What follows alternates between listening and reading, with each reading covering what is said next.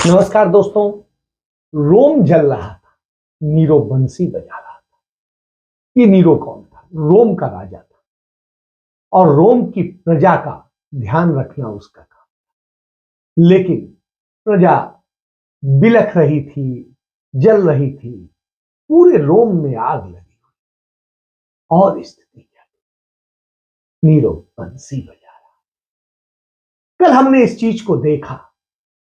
देश की जो हालत है, देश की बेटियां राजधानी में प्रधानमंत्री के घर से चंद दूरी पर बैठकर धरना दे रही हैं पिछले 3 दिनों से। और स्थिति है, प्रधानमंत्री वहां से दिल्ली से जाते हैं कर्नाटक और ढोल बजाते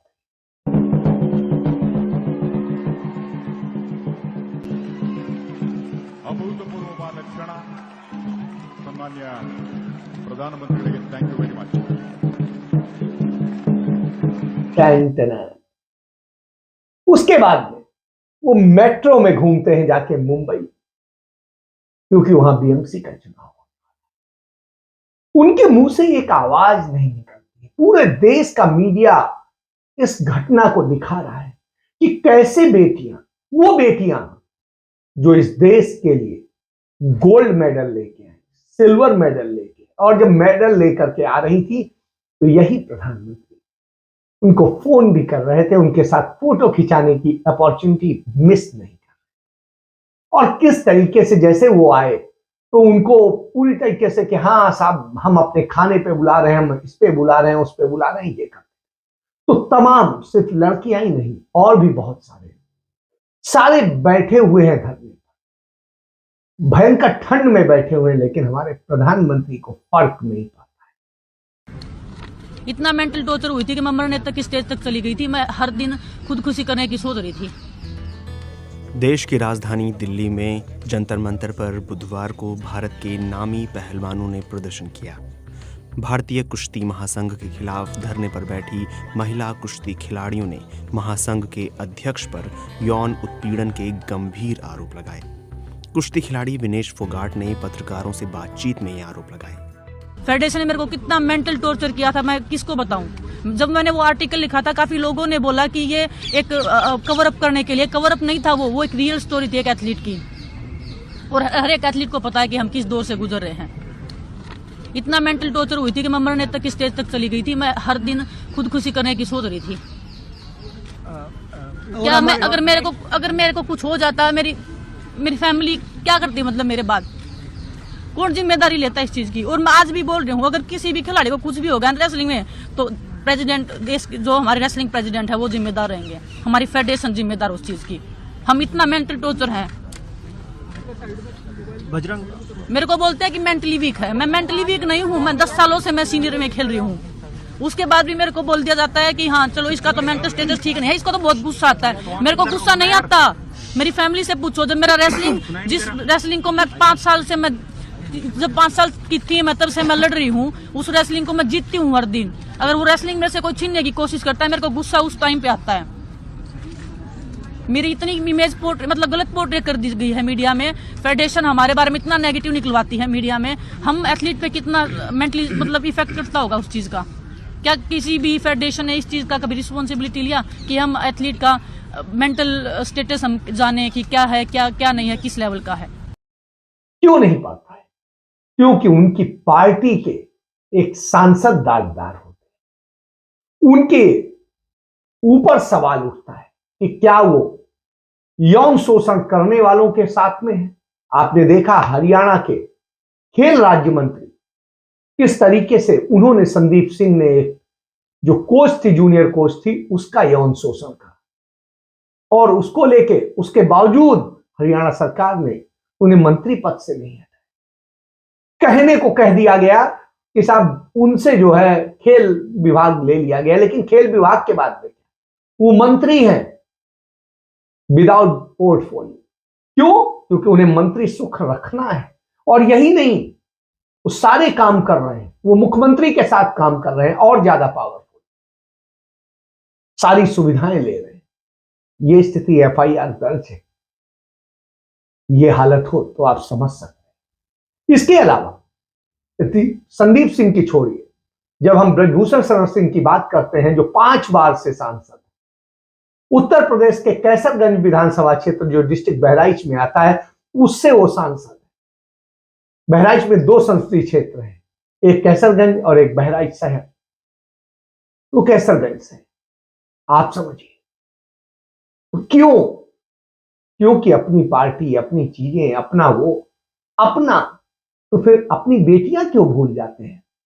आप याद करिए, पानीपत के ही मैदान से प्रधानमंत्री नरेंद्र मोदी ने बेटी बचाओ बेटी पढ़ाओ अभियान शुरू किया था, और आज उसी हरियाणा की बेटियां खड़ी हुई हैं, बैठी हैं, रो रही हैं, बिलख रही हैं, लेकिन प्रधानमंत्री को शर्म नहीं आती। थोड़ी देर पहले मैं जंतर मंतर गया था और पहलवानों का साथ देने, मेरे साथियों का साथ देने, मेरी बहनों का साथ देने मैं था वहाँ पे।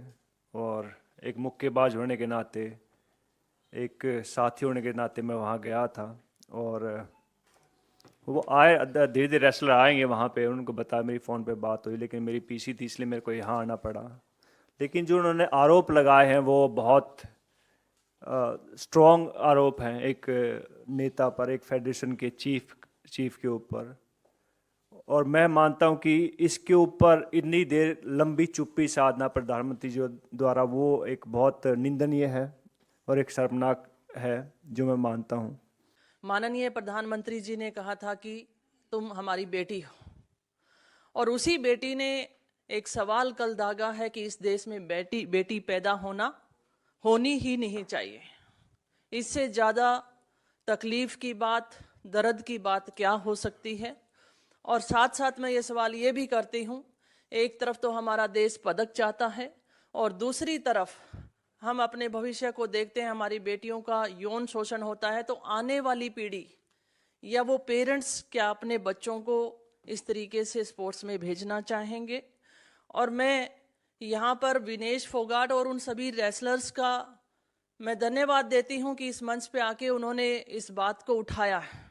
लेकिन तकलीफ इस बात की है कि माननीय प्रधानमंत्री जी को जब उन्होंने लगभग 1.25 साल पहले इन बातों से अवगत करा दिया गया था, तो इस पे कार्रवाई क्यों नहीं हुई? और जैसा कि सुप्रिया जी ने कहा कि 72 घंटे के बाद भी ये शर्मनाक बात सड़कों पे अभी तक चल रही है, लेकिन बीजेपी के नेताओं के द्वारा कोई ऐसा स्टेप नहीं उठाया गया। और सुप्रिया जी, आपको ध्यान दिलाना चाहूँगी कि हरियाणा के मंत्री के द्वारा भी एक लड़की के साथ इसी तरीके से कुकृत्य की बात आई थी, और उस लड़की ने भी अभी लगभग मेरे ख्याल से 1.5 महीना ही हुआ होगा ज़्यादा से ज़्यादा, और वो बात वहीं पे स्टॉप हो गई है। तो क्या यही हालात इन रेसलर्स के साथ भी होने वाला है या आने वाली हमारी एथलीट्स के साथ होने वाला है? मैं महिला हूं और ये पीड़ा मैं समझ सकती हूं कि लड़की पैदा नहीं होनी चाहिए। एक शब्द नहीं निकल रहा है।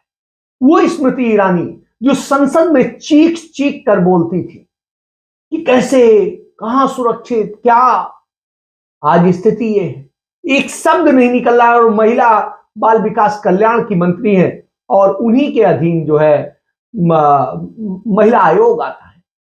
आज वो हिंदुस्तानी खौफ में घर पर बैठा है। मुझ जैसी कामकाजी महिला जो अपने बच्चों को बंबई में छोड़कर दिल्ली आती है, जब तक मैं हाउस से बाहर जाकर फोन कर पूछ नहीं लेती बेटी घर है कि नहीं, तब तक मैं भी विचलित होकर यहाँ बैठती। वो माताएं भी विचलित होकर घर बैठती हैं जो हाउसवाइफ हैं, लेकिन जिन्हें चिंता है कि बेटी स्कूल या कॉलेज से सुरक्षित घर लौटेगी या नहीं। आज हर वो हिंदुस्तानी जो एमपी नहीं है वो पूछ रहा है क्या उनके बच्चों को प्रोटेक्शन मिलेगी, क्या उनको प्रिविलेज मिलेगा कि वो बेखौफ जी सके इस देश में, कि हमारे बच्चे जहां भी हैं सुरक्षित। और आप समझिए, महिला आयोग की चेयरपर्सन ने अब तक कोई नोटिस नहीं भेजा, जबकि दूसरों के लिए जाने क्या क्या करते घूमते हैं। तो यह स्थिति हो, आप समझ सकते हैं देश का। जब यह सब चल रहा है, उसी समय ब्रिटेन में बीबीसी ने एक डॉक्यूमेंट्री जो है जारी की, और डॉक्यूमेंट्री 2 सीरीज में है। पहली सीरीज जारी हुई है, उसमें है इंडिया द मोदी क्वेश्चन। और ये क्यों है आप ये समझ, इसमें पूरी रिसर्च है उनकी, और उन्होंने इसकी पूरी रिसर्च के बाद में जो इसमें दिखाया है कि कैसे 2002 के दंगों में नरेंद्र मोदी ने मुख्यमंत्री रहते हुए किस तरीके से दंगे को अंजाम देने वालों का साथ दिया, किस तरीके से उन्होंने मौन साधा न्याय जहां पर देना था और जहां अन्याय करना था वहां खुलकर बोले। आपको वो जानना हो तो इससे ये समझिए, इस पर हमारे विदेश मंत्रालय के प्रवक्ता ने जो कहा उसको भी आप समझिए। उन्होंने कहा कि पीएम मोदी पर बीबीसी की डॉक्यूमेंट्री प्रोपोगंडा का हिस्सा है।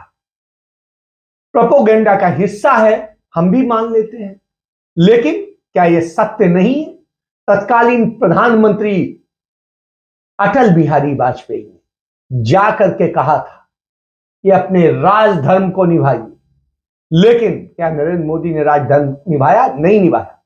डॉक्यूमेंट्री के मुताबिक प्रधानमंत्री नरेंद्र मोदी के कारण वहां 2000 लोग मारे गए, 2000 लोग। आप समझिए उनका कत्लेआम हुआ, जाने कितनी बेटियों के साथ बलात्कार हुआ, जाने क्या क्या कुकर्म हुए, जाने कितनों के घर जला दिए गए। और इसके बाद आप कहें इसको लेकर के भारत की आपत्ति आई तो यूके के भी पीएम ने, जो ऋषि सुनक है, उन्होंने भी प्रधानमंत्री नरेंद्र मोदी का साथ देते हुए कहा कि नहीं, इसको लेकर के कुछ ज्यादा है। लेकिन वो ये नहीं कह सके, खारिज नहीं कर सकते हैं। क्यों? क्योंकि उनके पास कुछ है ही नहीं। उन पर सवाल उठा, संसद में सवाल उठा, और इसको लेके पहला एपिसोड जो ये जारी हुआ है वो 17 जनवरी को जारी हुआ है और अगला एपिसोड 24 जनवरी को आने वाला है। इतनी घबराहट, इतना वो कि पहले एपिसोड में नरेंद्र मोदी के शुरुआती राजनीतिक कैरियर को दिखाया गया है, जिसमें वो भारतीय जनता पार्टी में आगे बढ़ते हुए गुजरात के मुख्यमंत्री के पद तक पहुंचे थे। उस सारी चीजों को दिखाया गया। उसमें दिखाया गया है कि किस तरीके से नरेंद्र मोदी ने 2002 के सांप्रदायिक दंगे में क्या भूमिका अदा की और किस तरीके से जो पुलिस ने और सब ने जो भूमिका अदा की।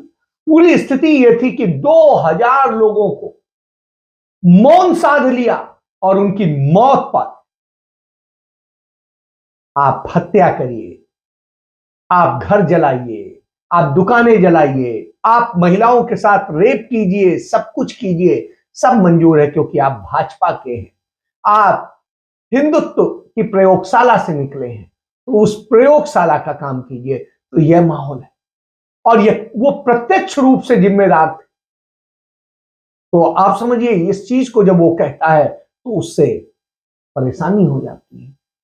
साहब ये स्थिति है और इस स्थिति में इसको ये देखना पड़े कैसे कि साल 2002 के एक सुनियोजित हिस्सा थी रिपोर्ट के मुताबिक, और इसे लिखने वाले कूटनीतिक जो बताते हैं, जो उसमें पूरा निष्कर्ष निकला है, उसमें एक एक तथ्य मौजूद है और खबर को जो है ऐसे नहीं लिखा गया है, डॉक्यूमेंट्री प्रूफ के साथ लिखा गया है। और आपको उस समय का याद होगा जब ये घटना हुई थी, उस समय के ब्रिटेन के प्रधान विदेश मंत्री थे जैक स्ट्रा, उन्होंने आदेश दिया था कि इसकी जांच की जाए और इसकी जांच करके जो रिपोर्ट आई उसके आधार पर यह पूरी चीज। तो आप समझिए ब्रिटेन ने अपनी सेपरेट जांच की थी और उस जांच के मुताबिक ये सारी चीजें सामने आई और इसको लेकर ब्रिटेन के सांसद इमरान हुसैन ने यह मुद्दा उठाया कोर्ट में। खड़बड़ा गया सब कुछ, ये समझिए। और प्रधानमंत्री ऋषि सुनक ने कहा कूटनीतिज्ञों की इस रिपोर्ट से वो इत्तेफाक नहीं रखते हैं, लेकिन उनके इत्तेफाक रखने या न रखने से क्या होता है। वहां पर मीडिया बिकता नहीं है, वहां मीडिया डरता नहीं है, वहां चरण चुम्बन नहीं करता है, वहां मीडिया सच कहता है, सवाल करता है, बोलता है और जवाब देना पड़ता है। तो इस चीज को समझिए। तो ऋषि सुनक कहते हैं संसद द्वारा किए गए चरित्रीकरण से वो सहमत नहीं है। तो चरित्रीकरण से आप सहमत हो ना हो, रिपोर्ट तो यही कह रही। और इस पर बीबीसी ने भी अपनी बात कही। बीबीसी ने कहा कि दुनिया भर के अहम मुद्दों पर प्रकाश डालने के लिए वो प्रतिबद्ध है। ये डॉक्यूमेंट्री भारत के बहुसंख्यक हिंदुओं और अल्पसंख्यक मुसलमानों के तनाव की पड़ताल करती है और इसी तनाव के मद्देनजर प्रधानमंत्री नरेंद्र मोदी की राजनीतिक नजर पर भी डालती है। तो यह है। और उन्होंने कहा है इस डॉक्यूमेंट्री के लिए उच्चतम संपादकीय मानकों का पालन करते हुए गहन रिसर्च की गई है। कई गवाह, विश्लेषक और आम लोगों से बात की गई है। बीजेपी के लोग भी शामिल हैं। हमने सरकार को इस डॉक्यूमेंट्री से उठे मुद्दों पर अपना पक्ष रखने का अवसर भी दिया था, लेकिन उसने जवाब देने से इनकार कर दिया। तो आप समझिए, यदि वो गलत थे तो उन्होंने आपसे जब पूछा था, आपने जवाब क्यों नहीं दिया? आप क्यों नहीं बताना चाहते हैं? क्योंकि आप डरते हैं, आप सच नहीं बताना चाहते हैं। मत बताइए। आप अपनी अदालतें खरीद सकते हैं, आप जजेज खरीद सकते हैं, आप गवाह खरीद सकते हैं, पुलिस आपसे डरती है, सब डरते हैं, लेकिन बीबीसी नहीं डरता है। और बीबीसी इसी चीज के लिए जाना जाता है, इसीलिए वो दुनिया का सबसे भरोसेमंद है और उसकी साख पर आज तक बट्टा नहीं लगा है। लेकिन प्रधानमंत्री नरेंद्र मोदी की साख पर जरूर बट्टा लगा है और दुनिया भर में वो संदेहास्पद है। तो जब संदेहास्पद हो तो आपको समझ, यह स्थिति है। और जब यह स्थिति हो तो आप इसको देखिए। इसी को लेकर सारे चीजों पर जब बात होती है, प्रधानमंत्री ने जैसे कहा कि मुसलमानों को विश्वास में लें, तो मुसलमानों को विश्वास में लेने की जब बात कही तो कर्नाटक में कांग्रेस पार्टी के जो नेता प्रतिपक्ष हैं हरिप्रसाद, उन्होंने जो कहा, बीके हरिप्रसाद, उन्होंने जो कहा वो भी अब जानने वाला है। उन्होंने स्पष्ट कह दिया कि प्रधानमंत्री नरेंद्र मोदी का अपनी पार्टी के नेताओं को मुसलमानों को विश्वास में लेने के लिए कहना शैतान का धर्म ग्रंथों का उपदेश देने जैसा है। तो उन्होंने उससे तुलना की, यदि शैतान धर्म ग्रंथ की शिक्षा देता है उसी तरीके से वो समझा रहे हैं, क्योंकि ये डॉक्यूमेंट्री बताती है किस तरीके से उन्होंने कर लिया और किस तरीके से वहां के लोग बताते हैं। लेकिन सरकार ने कैसे तथ्य छिपाए, कैसे जांच को हाइड किया, क्या किया, ये सारा खुलासा उसने किया। आप समझिए, और वो इसे स्वीकार करने को तैयार नहीं। चुनाव के दौरान वो इस तरह की नौटंकी करना चाहते हैं, लेकिन उसे कितने कौन स्वीकार करेंगे, यह भी सवाल है। तो आप इसको समझिए। और इस स्थिति में जिस तरीके से नरेंद्र मोदी ने किया है और जिस तरीके से अब साध रहे हैं, क्यों? क्योंकि दोबारा आना है तो सबको वो करना पड़ेगा, इसीलिए कर रहे हैं। जम्मू कश्मीर में 68.31% जो है कश्मीर में मुस्लिम आबादी है।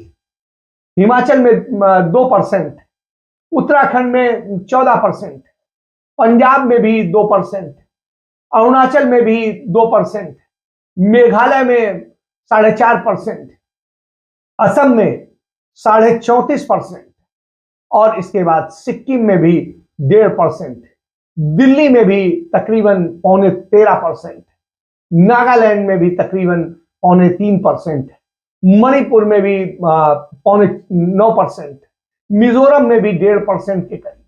तो इस तरीके से यदि बात करें, झारखंड में तकरीबन 14.5% है, इसी तरीके से बिहार में 16.5% है, उत्तर प्रदेश में तकरीबन 20% है, राजस्थान में करीब 9% है, हरियाणा में भी 7% है, गुजरात में भी 9% है, 9.5% के करीब, और मध्य प्रदेश में भी 6.5% है।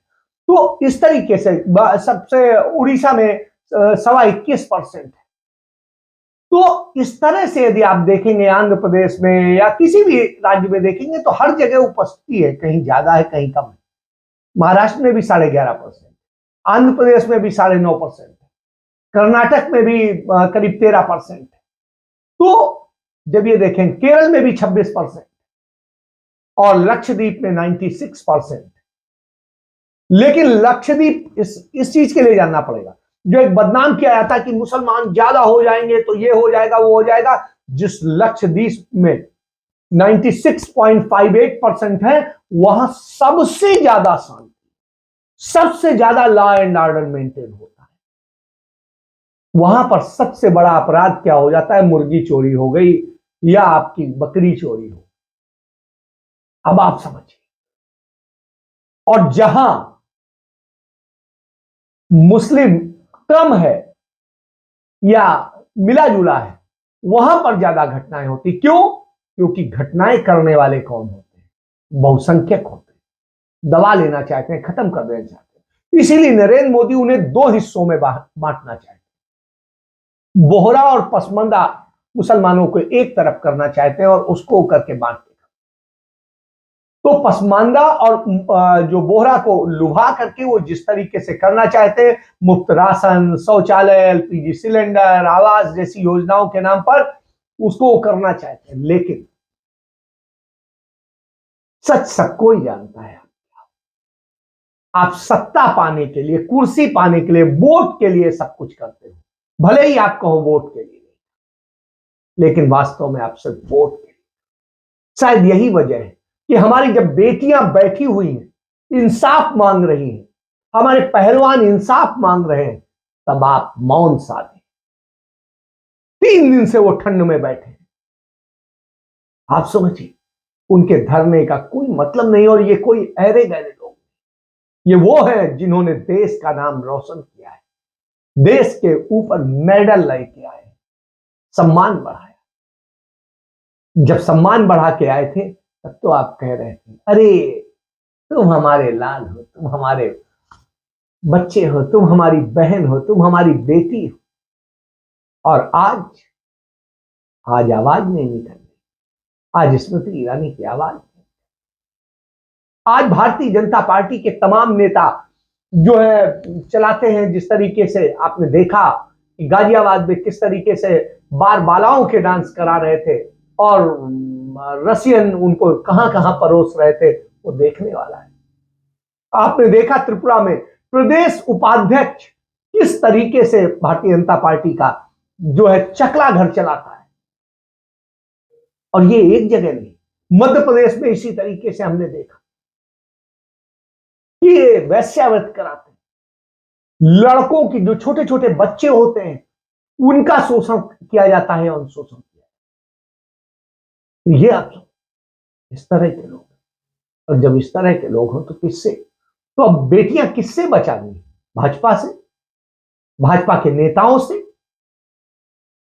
तो साहब जवाब दे दीजिए, क्योंकि आपके पास जवाब होगा नहीं। सुप्रीम कोर्ट में आज भी वो एफिडेविट सील्ड रखा है जो आपने खोलने नहीं दिया, लेकिन उस जो है एफिडेविट बाहर आ गया था। और दिल्ली की विधानसभा में उस एफिडेविट को कपिल मिश्रा ने बिल्कुल पढ़ के बताया था कि किस तरीके से आपने एक शोषण किया था। तो यह सबूत है, इसको जान। इसलिए शायद आपसे आवाज नहीं निकली, लेकिन बीबीसी जैसे मीडिया संस्थान भारत के चरण चुंबक मीडिया की तरह नहीं, वो बताएंगे कि मोदी आपका चेहरा क्या है। अपने चेहरे को आईने में देखिए। यह ब्यूटिशियंस जो हैं आपको सुंदर दिखा सकते हैं, लेकिन आपको सुंदर नहीं बना सकते। इसके साथ मैं अपनी चर्चा समाप्त करता हूं। जय हिंद, जय भारत, वंदे मातरम।